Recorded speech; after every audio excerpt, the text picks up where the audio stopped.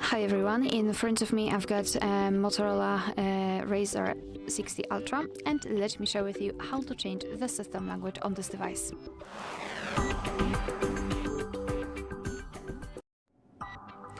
Alright, so let's begin with opening the settings here, and now in this general list let's scroll down to the very bottom to find the system.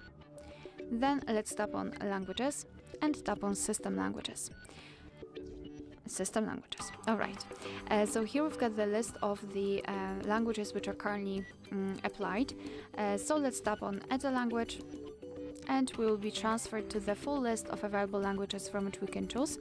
So all you have to do is to find yours and then tap on it. I will pick maybe Greek. So just tap on it, and as you can see, it has been immediately applied to the list. However, the English is still a main one, so all we have to do is to tap on the language and hold it, and then drag it to the first position, and tap on change to confirm. As you can see, from now on the whole system will be displayed in the chosen language. Let me show it to you again. Tap on it and hold it, and drag it to the first position. Tap on change, and again we've got English. If you'd like to, you can also remove the languages from this list. Just tap on the three dots icon in the right upper corner and tap on remove.